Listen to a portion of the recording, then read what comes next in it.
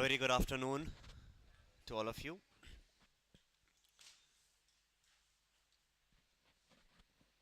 Whether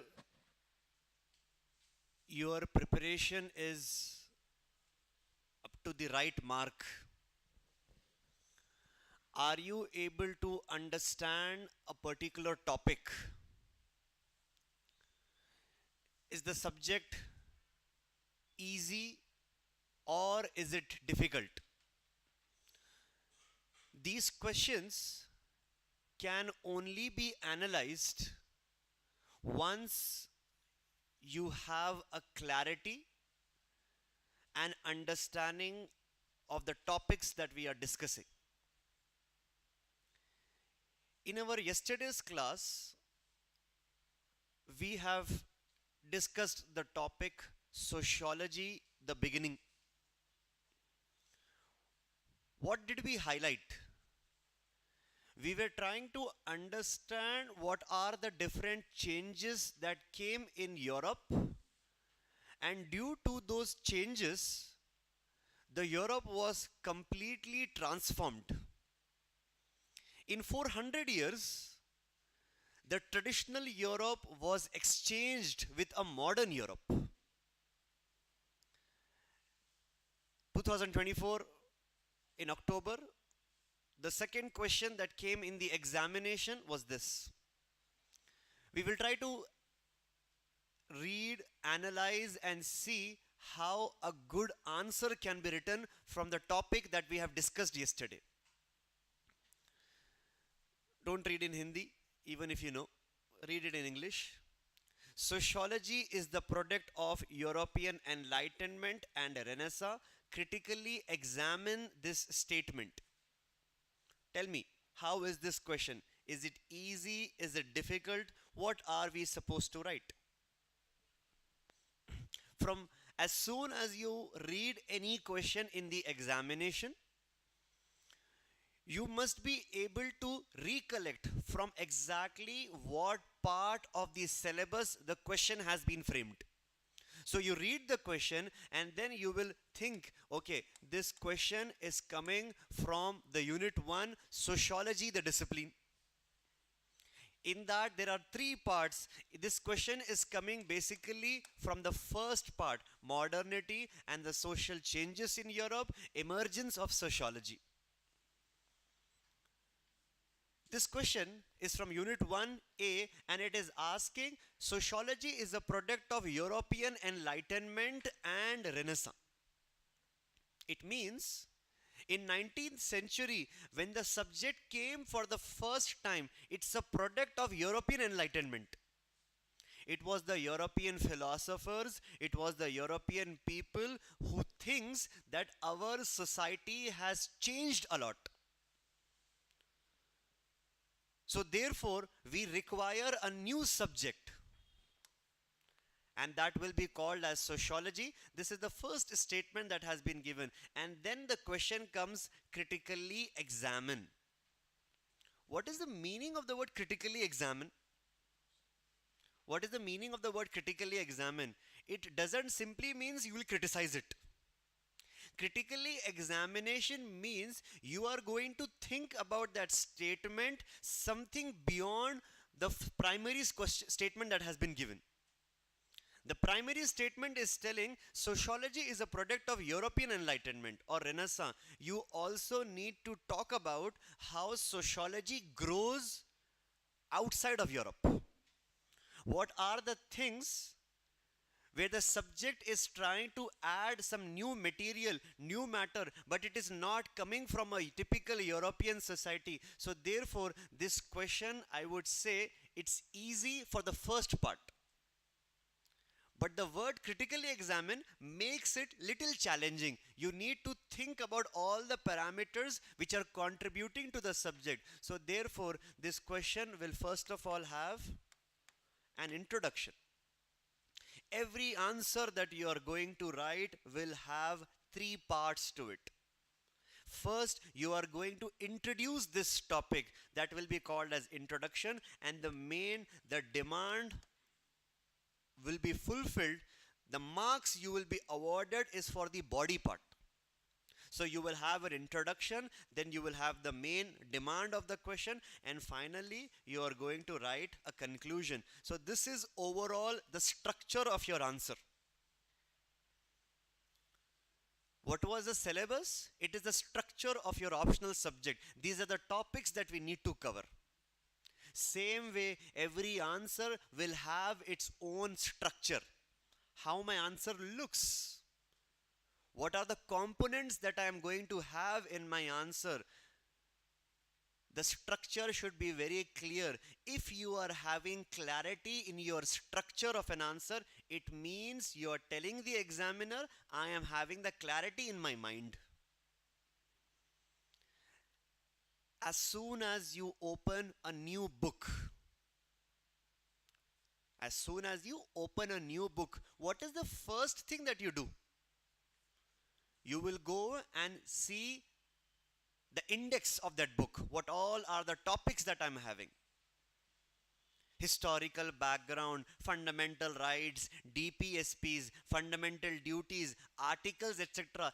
That is the structure of the whole book. The book has been divided into 10-12 chapters. Same way, the more you focus on the introduction, body and conclusion, keeping it separately in different paragraphs, you are going to get a better score. Why am I telling this point? Because I see many aspirants will write introduction for nearly half a page. 10-12 lines they will write an introduction. You are never supposed to write an introduction more than 4 lines. Your body, for which you will be awarded marks, it is supposed to have 3 paragraphs. And your conclusion is supposed to be there in 4 lines, 1 paragraph. 1 paragraph, 3 paragraph, 1 paragraph. This is the way how an answer needs to be written. If it is a 20 marker question, this will go from 3 paragraphs to 5 paragraphs. That is the only difference. Here, the question is asking, sociology is a product of European Enlightenment. What will you be writing in the introduction? You will try to define what is the meaning of sociology. It is a scientific subject associated with understanding of social systems, institution. Different definitions I have given to you. What is the meaning according to Emile Durkheim? What is the meaning according to McIver and Page, Jensen, Young, etc. Different definitions you can write. Use any kind of a formal definition that has been given in the books. It is also okay if you are having that capability to create an informal definition. I want you to learn this art. One way of writing a definition is by mugging up. Some students are very good at mugging up. They will, everything you give them, they will mug up. Like this movement, like the sociology is the study. You stop them, don't stop. Very disturbing candidates in study halls. It's the definition of study of institution, page number 32. Arey, that is not supposed to be remembered. No. Here, first of all, in the introduction, you need to provide an introduction of the definition. Then comes the main body part. You are going to say, yes, sociology is a product of European Enlightenment. European contribution. The first part you are going to say is, yes, the subject has come into existence because of the European contributions. What are those European contributions? You are going to say the European contribution begins from the reformation of the Europe, and that reformation was seen in the aspect of rebirth of European society. It was an ideological change. What is that ideological change? For everything, now we will ask questions. This is the spirit of inquiry. So the first contribution that comes up from the Europe towards modernity is because sociology is a product of modernity. Remember that thing. Modernity came, that is why the subject came. Sociology is a study of modern humans.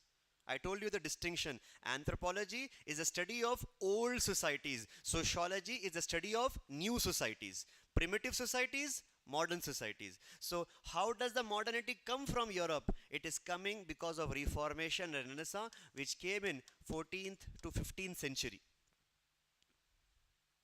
And then different forms of enlightenments have come, different institutions have got developed. So here I will be talking about how enlightenments have started to come. One enlightenment came from 15th to 18th century. One enlightenment that came, it was the birth of science in the form of scientific revolution.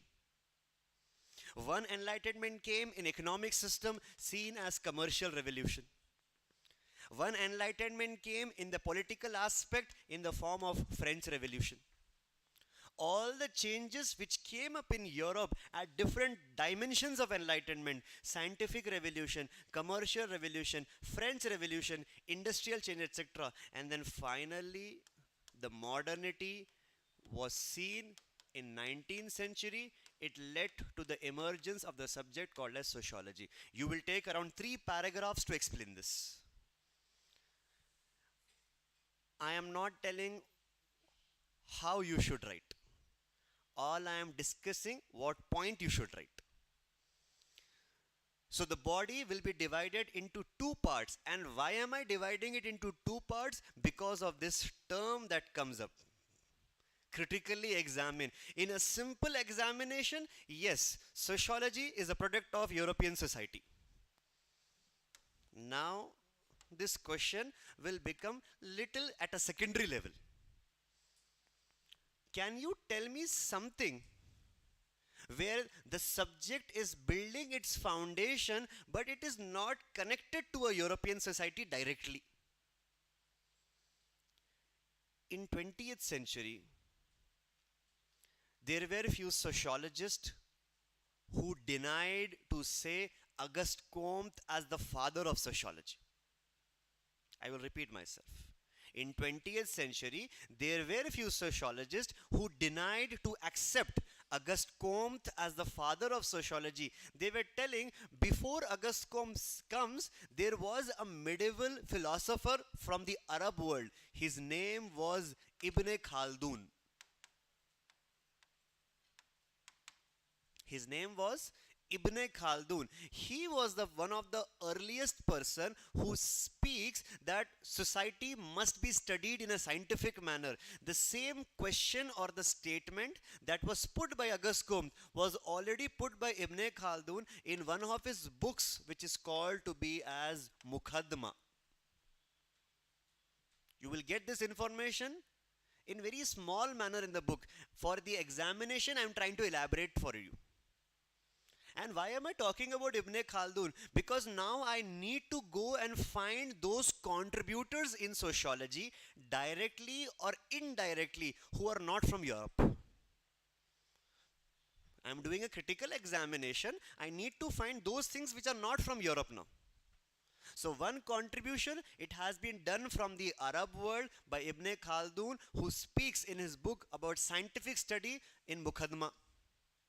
Next, there are some Chinese philosophers who are contributing that society must be studied with scientific temperament. Apart from Chinese philosophers, the Roman period, the Greek civilizations which was there, even they were also associated with scientific study of society. Today, you cannot say Greek civilization, Roman civilization is like Europe, because they were there much before the sociology came into existence. This is around 2500 years old. This is also 2000 years old. I am talking about different philosophies who have contributed to social studies. Chinese philosophers, Roman philosophies, Greek civilizations have oriented themselves, but a large contribution has been done in sociology by American sociologists. And they are not from Europe. Up till the subject was restricted to Europe, two groups were established as Durkheim's group, first generation, Weber's group, second generation. Who tried to resolve this conflict?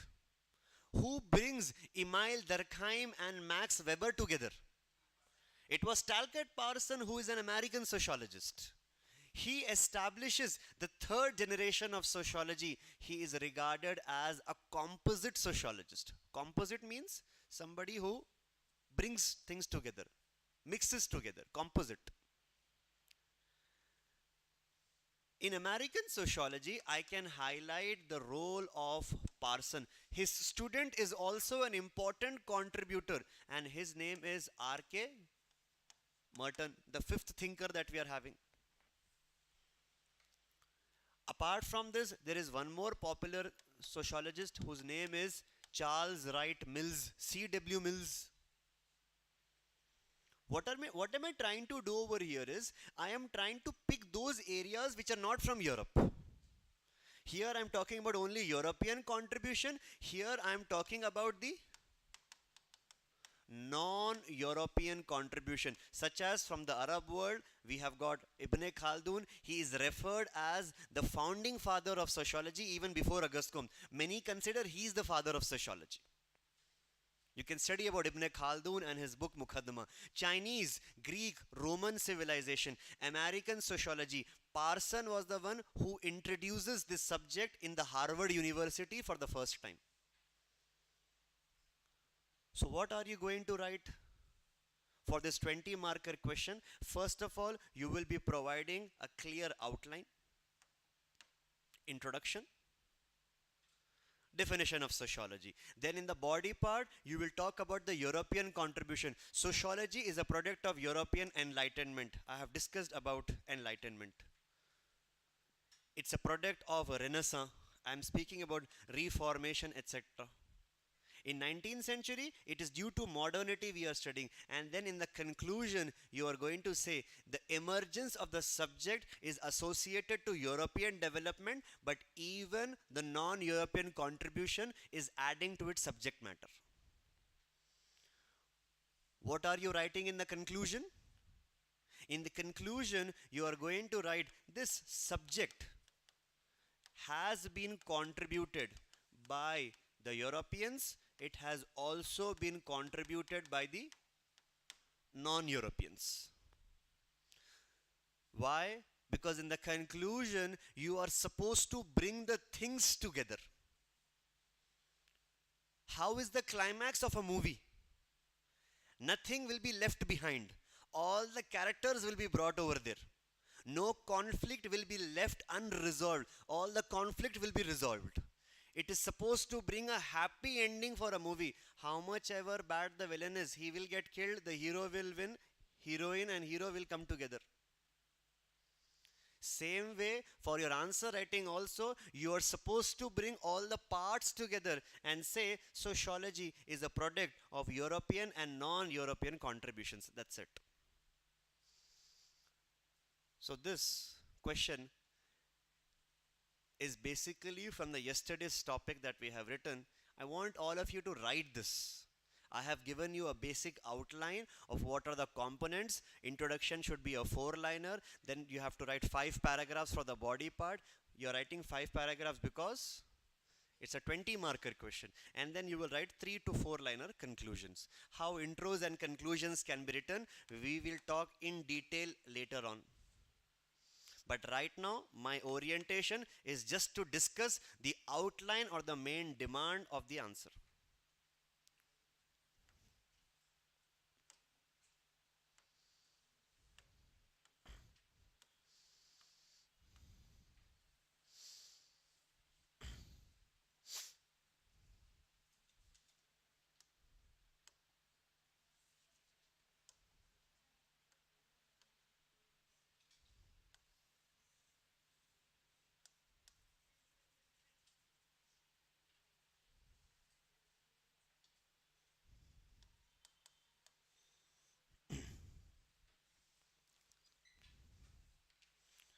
Something I am very scared of is height. I don't like height. Sometimes I'm even scared to climb here also. I remember during the school days, college days, we used to go to some melas, and over there will be a giant wheel. Sisters are very excited. All the cousins, they're like, we will sit on the giant wheel, etc. And I'm like, I don't want to sit. But more than enjoyment of sitting, they like to push me into the giant wheel. They're like, no, no, you have to come. Who will protect us? Come, come, because somebody will send from the home. You take care of the sisters, etc. So they will, funny me, they'll pull me and they'll, who will protect us if something happens in the giant wheel? Come, Farhan, come, come, come, come. They make me sit. When we sit in the giant wheel, something happens here. It's a very tickling, it's not a good sensation. But I asked them, what is the good thing about sitting in a giant wheel? They say this feeling is the good feeling that you are having. And when somebody sits, like for example, you sat in a giant wheel and you are there in your cabin, everybody will keep on sitting and you go to the top. And as soon as you reach the top, they say this is the view that we enjoy the most. You can see the city. You can see the town that we are surrounded by. You can look at the greenery. Nowhere you are going to have a building which will be 5 floors, 6 floors. So it's a height of 5 floors, 6 floors from where you are enjoying the city. This view you are supposed to enjoy. This is the same reason why people like to sit at a window seat. If they are traveling by plane, I love window seat. Whenever I'm traveling by plane, train or bus, I will always look for a window seat. Once, one small kid was there, 5-year-old. He sat, I was traveling by plane. So I went and I told this 5-year-old kid, on his head I did knock knock. And he looked at me, huh? So like move, move. This is my seat. See, move. So mother was sitting on the other corner. She's like, small kid is, chinna pillala. Like, no chinna pillala. My seat this is. I am also chinna pillala. Move. For my mother, I am chinna pillala. Move. So she looked at me. What a indecent person you are. So he's like, come here, come here. He made her sit, and I'm like enjoying. After 5 minutes, when the plane took off, clouds came. I told, you want to sit here in the window seat? So mother is like, no, you sit there only. So, and when you look at the city, you are going to get a complete aerial view.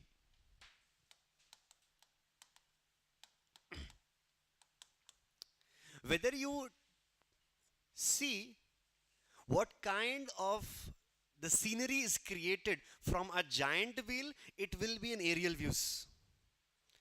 Whether you are sitting in the plane seat, at a window seat, what you will be looking at the city is in the form of an aerial view. Please remember, whenever you are studying any topic in UPSC, always create an aerial view of those topics. Never try to get into detail in the starting. First, try to develop what is the larger picture that has been created and why do you need these aerial views. It is because the post at which you are trying to aspire in the whole hierarchy of bureaucracy, this is the position that will be given to you. You will not have time to talk about anything which is small or minor. You always need to establish those large, broad understanding. And this particular topic of sociological thinkers must first of all be studied in our broad understanding. And today, we will be looking at what is the aerial view of Karl Marx. Look at this beautiful face. Such a handsome person. Yes. Till now, have you heard this word before, Karl Marx? Anytime? Where have you heard it? Economy. Okay. So, Well, who is a Karl Marx? What? He's an economist. He's an economist. Very good. Is he a sociologist? Is he a sociologist? He's telling we have studied economy. We have studied Karl Marx in economy. Is he an economist? So like say yes, yes. So he's also studied in sociology. Is he a sociologist? We'll talk about it. Whether is he an economist? Is he a sociologist? Little later. But before we get into detail of who is Karl Marx, I need to get a little bit of understanding from your side. Where have you heard this person's name? In what all different aspects? Why should we study Karl Marx? Yes, yes, ma'am. Why should we study Karl Marx? Hmm. He's a he's not a functionalist, not at all. Why should we study Karl Marx? He differentiated the world into haves and have-nots. No. Why should we study Karl Marx? Yes, ma'am. Don't have. Same here. Even I don't have any idea. We should study Karl Marx to get good marks. This is a bad joke that I crack every time when I start with Karl Marx. We should study Karl Marx to get good marks. You have heard this person's name whenever we are talking about the topic of rich and poor. If you are seeing the world has been divided into rich people and the poor people, Karl Marx will be discussed over there. Is there any other topic that you can associate Marx with? Yes, we can also associate him with the topic called as capitalism. Capitalism means a society which is based on the motto of profit. You have started some establishment and the only reason for you is to aggregate wealth, to become rich.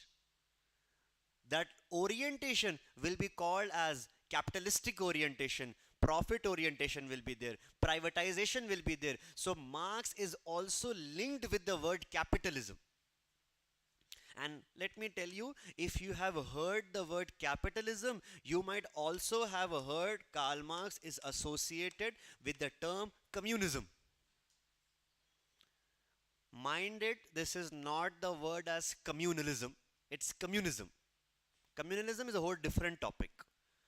So, this guy is associated with rich and poor.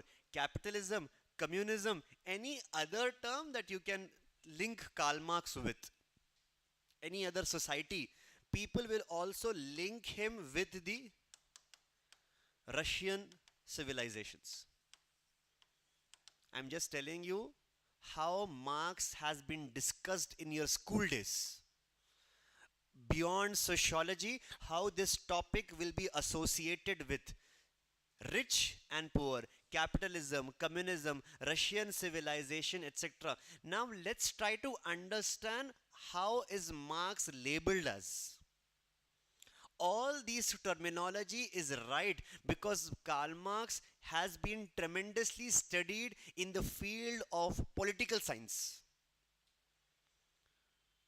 Whatever his ideology is, it is going to affect the political structure of a country. He has given a very simple thought process. That is why he has influenced the largest number of people all over the world. He is called as the philosopher of the millennium. In 1000 years, no other philosopher has influenced so much as how much Karl Marx has influenced. Another philosopher who has influenced for 1000 years was Socrates.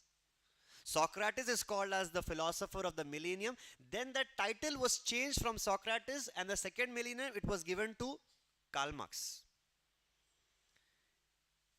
He has influenced the political system and he is studied tremendously in political science. But Karl Marx, is he called as a political scientist? He is studied in the field of PSIR. He is providing a political structure called as communism, But is he called as a political scientist? And the answer is no. He is not a political scientist. He has also contributed tremendously in the field of economics. Because at one end, if economics is talking about invisible hand, free market, demand and supply, Adam Smith, this person is considered as an anti-Smithian. Means it is against, he is anti-Smith. That is word is called as anti-Smithian. He studied in economy.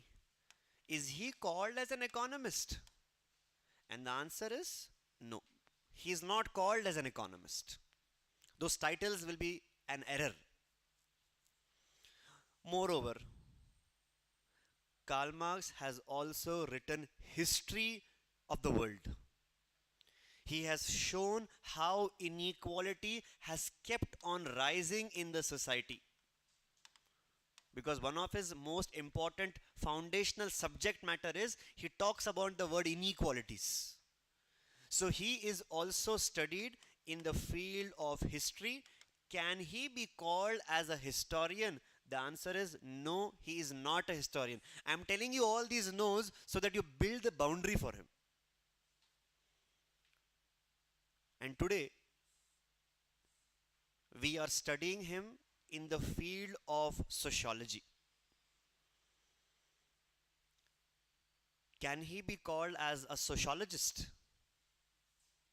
Can he be called? Don't think sir is teaching sociology, so he'll make Karl Marx sociologist. No.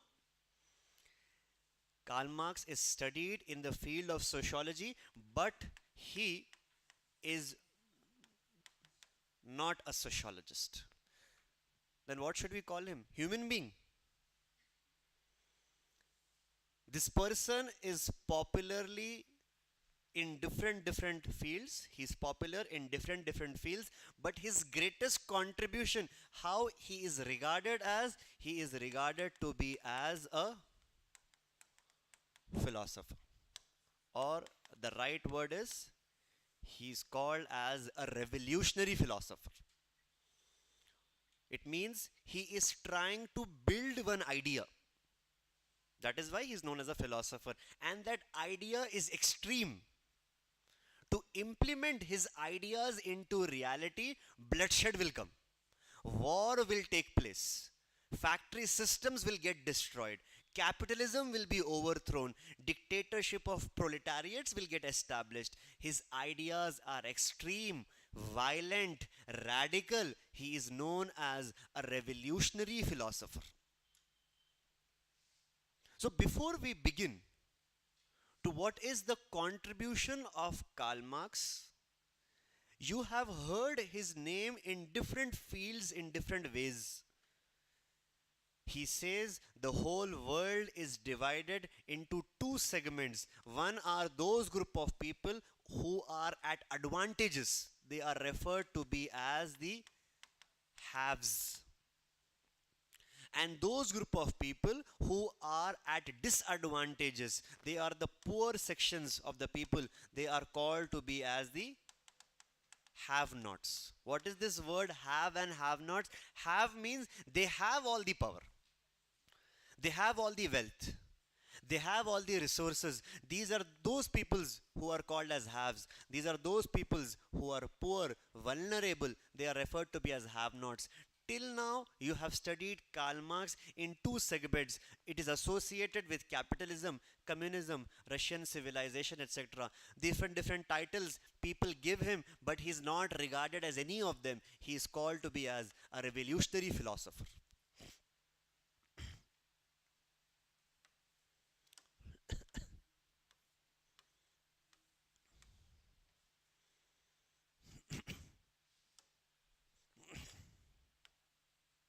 See, before we discuss any thinker in detail, it is important to see their historical background, from where are they coming. Because their background will play an important role in shaping their theories. If I say, who are you? You are a product of your past. Whatever things that you have done in your past, that is why you are able to sit over here in this class. Somebody has influenced you regarding UPSC preparation. It is a past, that is why you are sitting in this class. You have seen something in regards to a particular subject. A human being in present is a product of their past. To understand what is Karl Marx, let us look at the background that he comes from. He comes from a lower middle class family. His father was an industrial worker regarded as semi-skilled in category. He did not really have much skill, neither he was able to aggregate wealth. Karl Marx's father had 6 children. He was the second eldest among them, and he was born in a German society. It will be called to be as a Prussian society. In the early 19th century, there was no country called as Germany. It was known as Prussia. So Marx is belonging to a lower middle class Prussian family, and in his early days, he has seen poverty at a greater level. He is seeing his father is a hard-working person. But still, in his neighborhood, there are many people who are rich and they don't do hard work as much as my father does. So what he is telling, he is asking the question to himself, why is my father poor? Is it because of hard work? No, he's a very hard-working person. He goes to a factory, he works over there for 15 hours. There are no rules, there are no regulations, but still our condition is into poverty. And what does he do? He tries to think, and he becomes a journalist. By thinking, and as acting like a journalist, he starts to criticize the Prussian government. He starts to criticize the Prussian government. He says this inequality in the German society is basically established by the Prussian government. He is a young 20-year-old fellow. The Prussian government will give him a warning. This is not okay. You cannot speak against the country in which you are staying. In your all the articles, you are supposed to appreciate the government, not criticize the government. If your father is poor, it is his fate to remain poor. Again, he continues criticizing the government. He is thrown outside of the country. From Prussia, he goes to another country called as Belgium. In Belgium, he meets a friend who becomes a lifelong friend to him. With him only, he writes most of his books and his contribution. His name is Friedrich Engel. Marx and Engel will become such a good friend. Together, they will write the Bible of communism known as Communist Manifesto. If you have heard about Karl Marx and his contribution, the most famous book Marx is known for is the book called as Communist Manifesto. After throwing outside of Germany, when he goes to Belgium, he meets Engel. Over there, he writes the book called as Communist Manifesto. He again criticizes the Belgium government also. From there, he goes to France. He enters into the French society with Friedrich Engel itself. And over there, they are highlighting what all the past poverty that they have witnessed. Engel is not coming from a poor background, he is coming from an upper middle class, but he supports the Marxist ideas and he criticizes the Belgium, the France and the Prussian government. Here they write one more important book known as Das Kapital, which translate as the capitalism. From Das Kapital, again he criticizes the French, and finally, till the end of his life, Karl Marx stays in the city of London till his death, remaining as a stateless individual. He is not a citizen of any of these countries. He finally dies in the year 1883, and he dies as not a popular person. During his whole life, Karl Marx remains insignificant. He does not get a large level of popularity. Then when does Marx gets popularity? Not even by his death. No. After 40 years after his death, in 1917, when the Bolshevik or the Russian Revolution comes, at that time Karl Marx will get a lot of popularity because Russian Revolution was brought by Lenin. And Lenin says that my influence is coming from Karl Marx. So therefore, what is the background of Karl Marx? He is belonging to a German society, born in the early 19th century, coming from a lower middle class family, criticizes different governments, finally dies in 1883 as a journalist. In all his life, he has written nearly 15 books and more 150 articles. And the first line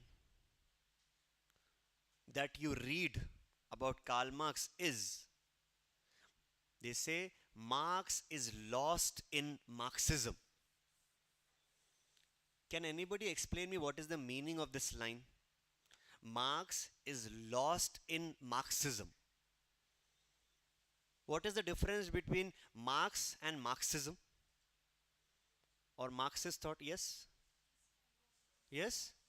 His thought process. Anything more? What is the meaning of the word Marx is lost in Marxism? Yes? You're telling something, no? What is the meaning Marx is lost in Marxism? What does it mean?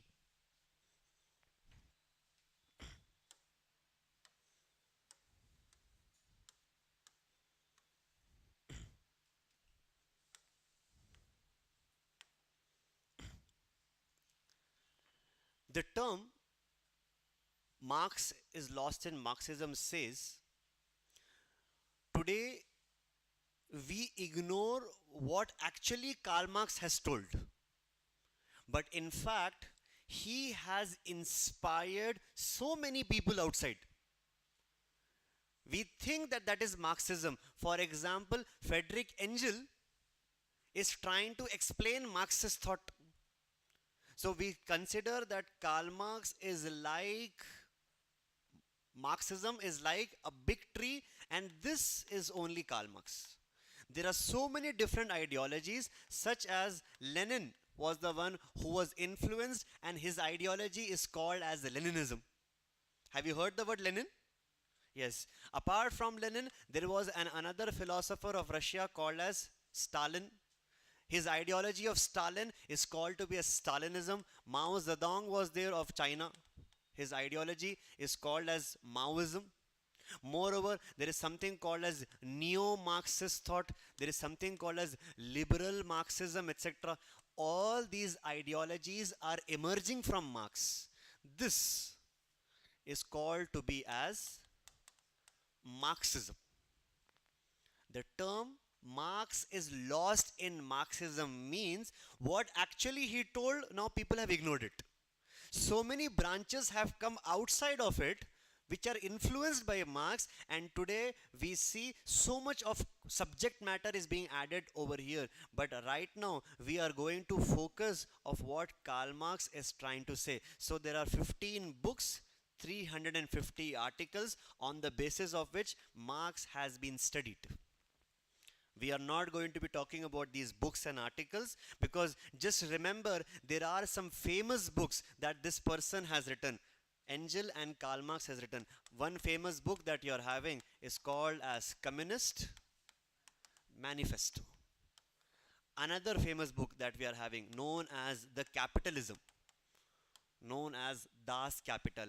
Apart from this, I will be giving you other 2-3 names of the books. What are they? We'll discuss about it.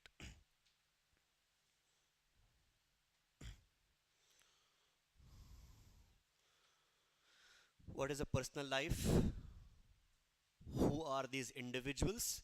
We will speak about it. Please just take up the heading Karl Marx. I'm just going to give you an outline. We are not going to discuss in detail.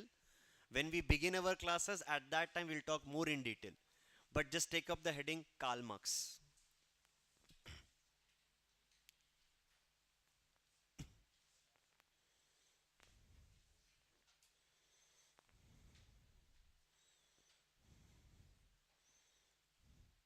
As sociology is considered as sociology is considered as one of the youngest social sciences, as sociology is considered as one of the youngest social sciences, comma, the subject is considered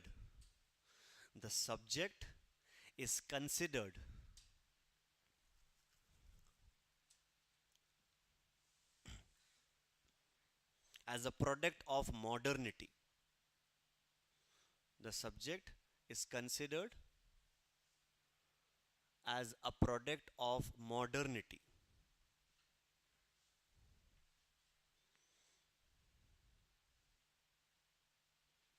Full stop.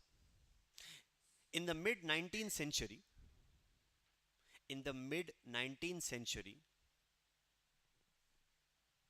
the academic establishment was absent. In the mid 19th century, the academic establishment was absent. But Marx has contributed.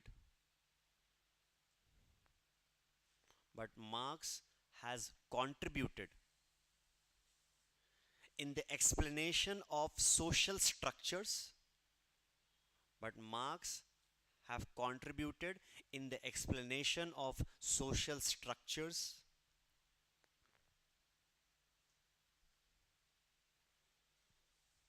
and also provides an outline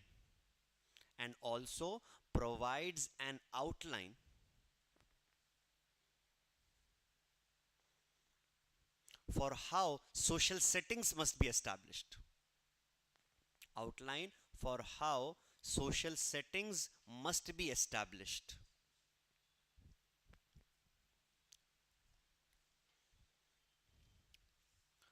But he is not regarded as a sociologist.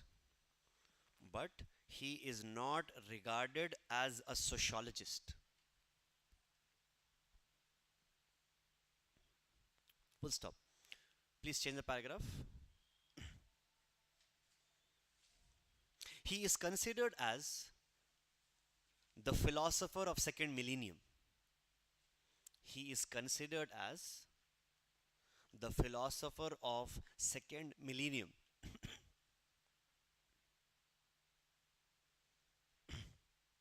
Comma, able to influence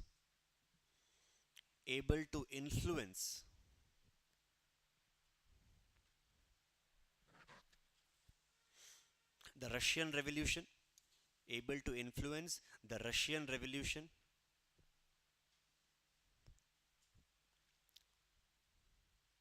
comma, an important agent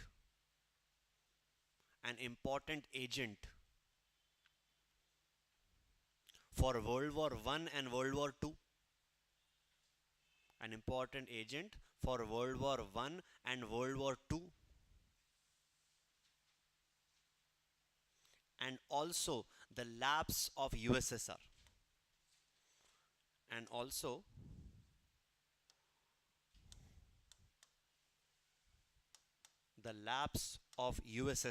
In 1991. And also lapse of USSR in 1991.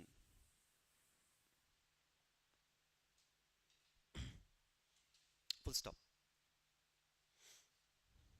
Continue. Even though he has contributed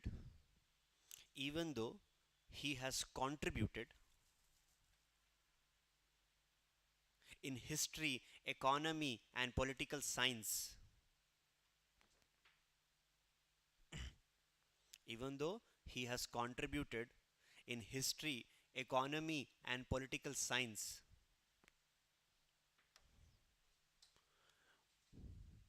But his ideas are considered as, but his ideas are considered as utopian. But his ideas are considered as utopian. He can be called as a revolutionary philosopher. Utopian, he can be called as a revolutionary philosopher.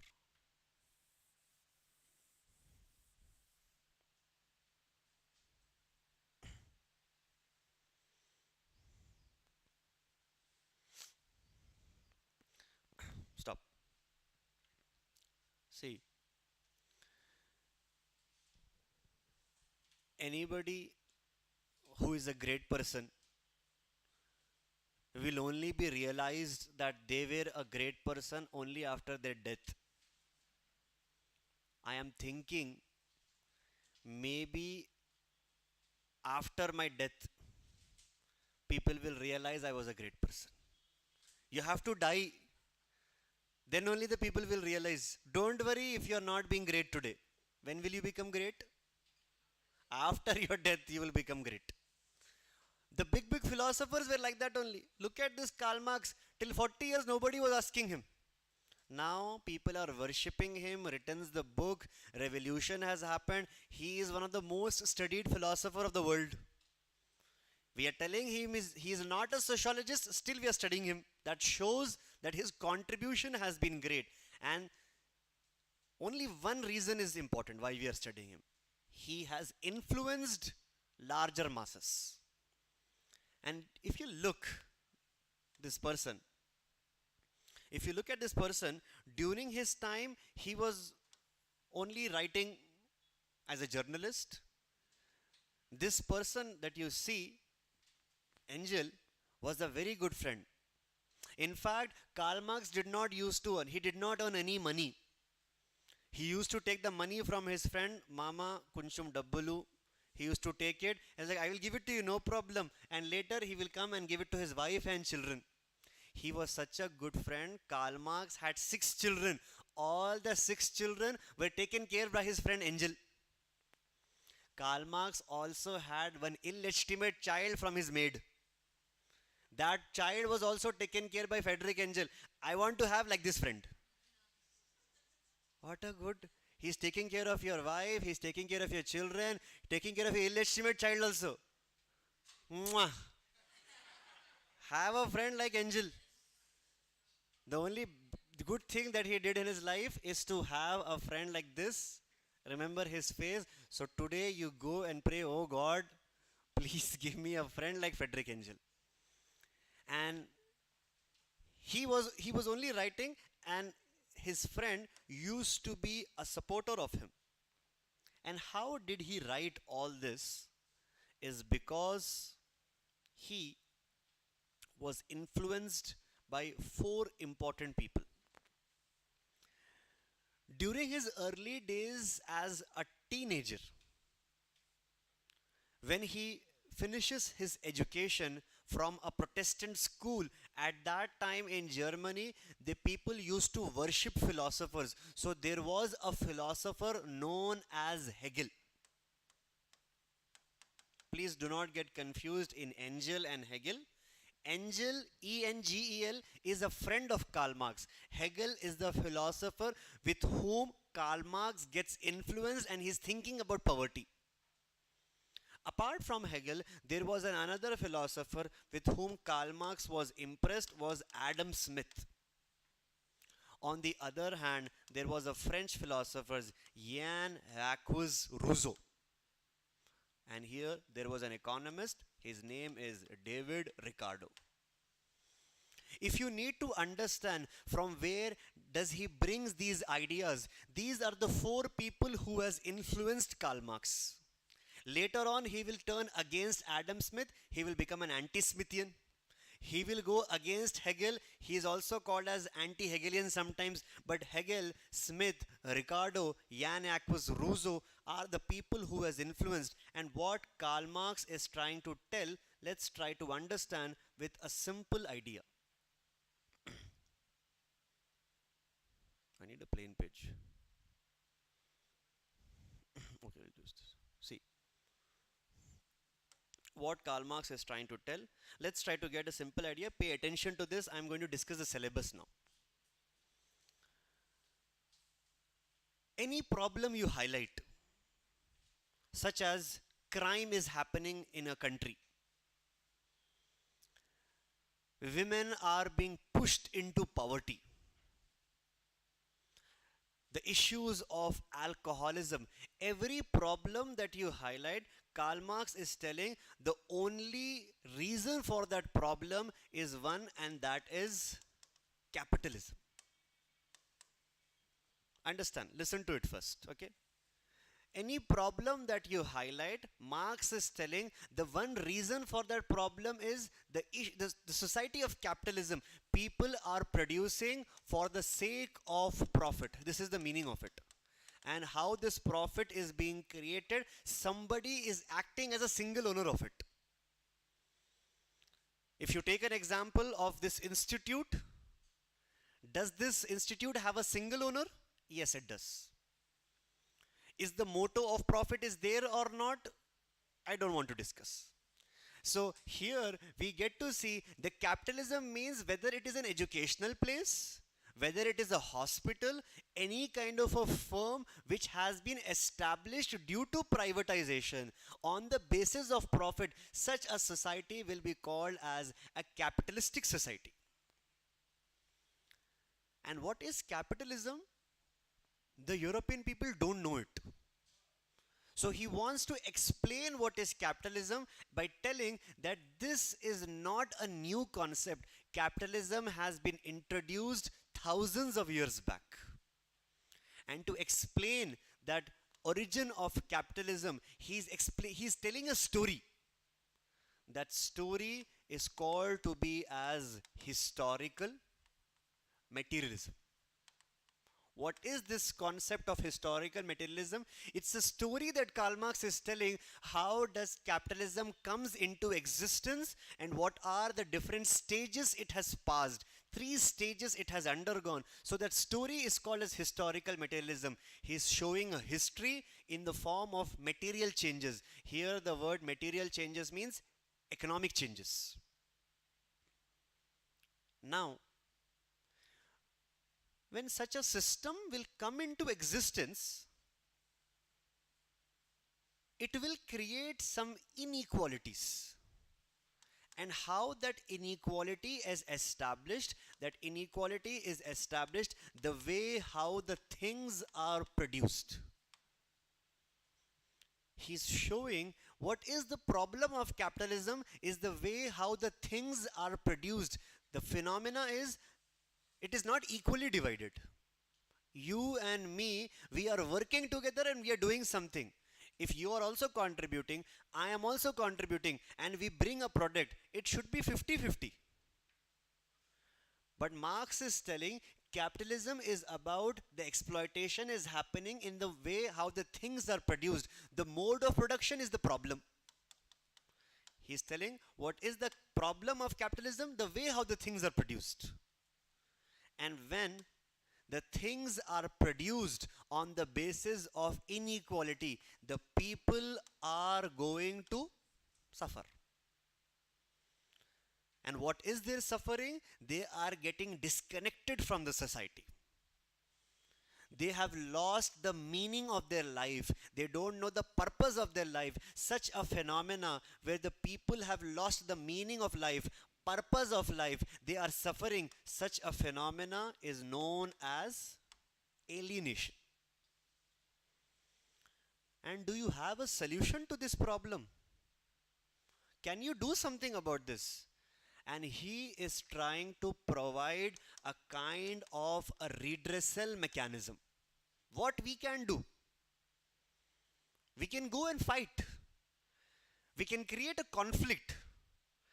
we can wage a war, because 95%, 98% of the society is coming under the have-nots. It is only the 2% who are regarded to be as the haves. If 98% and go and fight with the 2%, you can win that war. So the solution is to go and create a class conflict.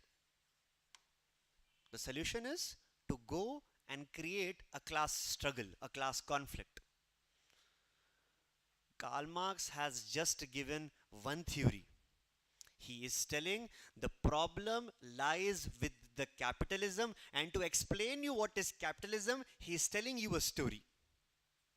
And once he explains you that introduction of telling what is capitalism, he is telling a relationship of inequality is being established, and that unequal relationship is called as mode of production. And when that inequality is established, the have-nots or the poor people are suffering. Their suffering is referred as alienation. And do you have a solution? And the solution is go and wage a war with the upper class. So the lower class will fight with the upper class. It is known as class struggle, and you will easily win the war. Once you win the war, you are going to establish a society which will be absolutely equal. It will be a society referred as an egalitarian society, classless society. Such a society where there is no private property, where there is no profit orientation, which will be called as a communist society. And this is an imaginary society that he is trying to propose.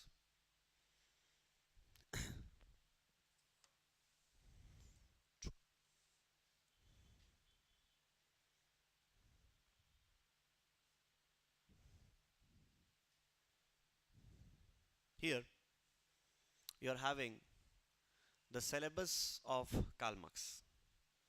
The first topic that we'll be looking is historical materialism. How are you supposed to see at this topic?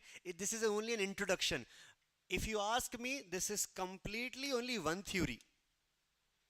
UPSC has just broken down into 4 subparts so that we can discuss in detail. So this is not like one theory, second theory, no. This is completely only one theory. What is that theory? Problem is with the, because of capitalism. What is the solution if we remove that? Because I told you, the world will never have vacuums. The world will never have void, empty spaces. If you remove something, you will have to replace it with something else.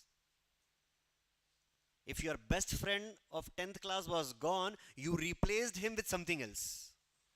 Either with an examination, with one friend, with group of friend, or a special friend, something. So something will be used. So he is removing the capitalistic society. An alternative that he provides is called as communism. Explains the introduction with historical materialism. And here he talks about 4 stages. What are those 4 stages of historical materialism? We will take a look at it later on. Then, what is the problem of capitalism? Is the way how the things are produced. The things are produced with an unequal relationships. So a mode of production is established by 2 concepts. What are those 2 concepts? We'll look into it.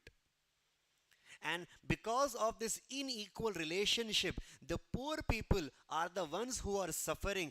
They are filled with a disease of disconnectivity with the society. Alienation is known as estrangement of self, disconnectivity of society. It has been mentioned in the book Economic Philosophical Manuscripts of 1844. What is alienations and what are the stages of alienation? We will talk about it.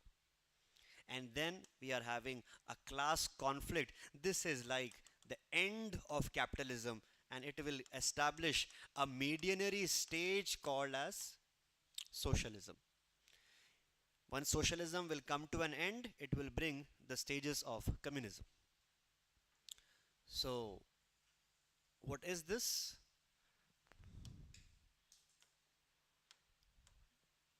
This is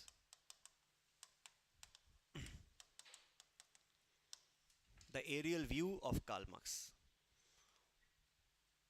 What are the subtopics? These are the topics. For every thinker, we first of all need to create an aerial view. What all the things that we are going to discuss. And now you will be able to fit those puzzles. Because in the end, you know, historical materialism is the story that he is telling. You know for a fact we are highlighting the inequality in mode of productions. You will talk about how the people are suffering in alienation and solution comes in class conflict. What are the different stages of historical materialism? What are the stages of alienations? What is alienation and all those? We will look into these aspects in our next class. So today,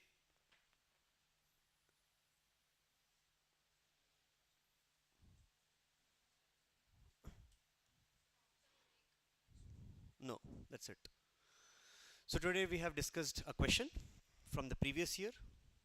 We have also tried to provide an outline to what is the contribution of Karl Marx. The topics, historical materialism, mode of production, alienation, I will be discussing in the upcoming fourth classes. Most probably I'll be seeing you in the next week. Have a nice day. All the best.